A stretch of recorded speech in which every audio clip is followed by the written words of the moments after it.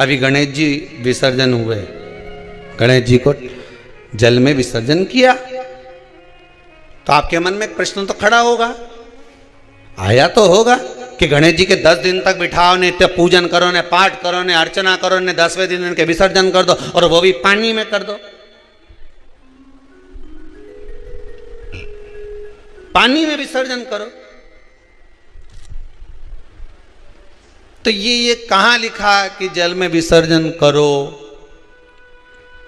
श्रीमद् भागवत पुराण की रचना जब वेद व्यास जी महाराज करने के लिए बैठे, वेद व्यास जी ने सुखदेव जी से कहा कि मैं मंत्र बोलूंगा, मैं श्लोक बोलूंगा, इसको लिखेगा कौन?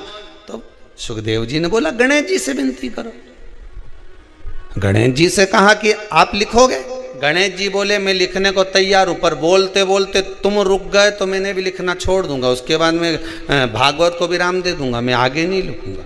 अब वेद व्यास जी बड़े चक्कर में पड़ गए, क्या करें?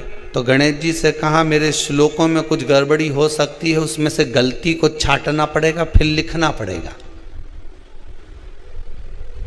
कितना सुंदर संबोधन श्री वेद व्यास जी ने कहा कि मैं जो श्लोक बोलूंगा आपको लिखने के लिए है, उसमें मैं कुछ गलती करूंगा, उस गलती को छांटना है, तब श्लोक लिखना है। क्यों कहा वेद व्यास जी ने ये बात? गणेश जी भगवान है, वेद व्यास जी कहते हैं मैं तो संसारिक मनुष्य हूं ना, गलती तो कर सकता हूं। गलती कौन करता है? जम के बोलो भगवान गलती करता है क्या? नहीं, गलती कौन करेगा? मनुष्य। गलती मानव करेगा, गलती मनुष्य करेगा। और गलती करने के बाद अगर हमसे अपनी जिंदगी में कोई गलती हो जाती है तो एक बार क्षमा मांगने में कुछ जाता है क्या? प्रणाम करने में कुछ जाता है क्या? निवेदन करने में कुछ जाता है क्या? नहीं। गलती हो गई मुझसे, तो गणेश जी आप गलती को छांटना, लिखना।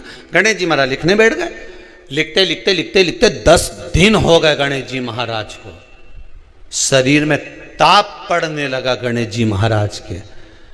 वेद व्यास जी ने गणेश जी के हाथ का स्पर्श करा तो शरीर तो तप रहा था। वेद व्यास जी ने वहीं पर श्रीमद् भागवत के श्लोकों को विराम दे दिया। अब नहीं बोले। गणेश जी लिखते लिखते लिखते लिखते लिखते लिखते थक गए, ताप पड़ गया, शरीर गर्म हो गया। वेद व्यास जी ने कब करूं क्या? 10 दिन से लिख रहे हैं और शरीर पर ताप पड़ रहा है, करा क्या जाए? उन्होंने गणेश जी का हाथ पकड़ा, उठाया और कहा चलो प्रभु हमारे साथ में।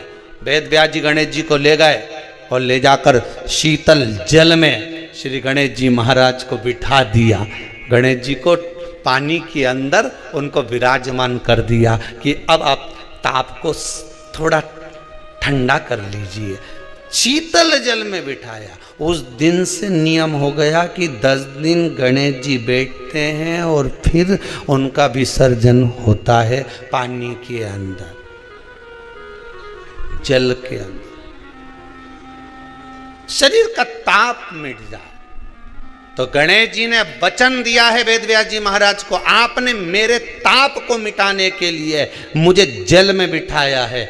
जो मुझे जल में विसर्जन करेगा मेरा ताप तो मिटेगा ही, साथ में जो मुझे जल में विसर्जन करेगा उसके जीवन के भी ताप को मैं मिटा दूंगा, उसके जीवन के ताप को मैं मिटा दूंगा। ताप मिटा दिया।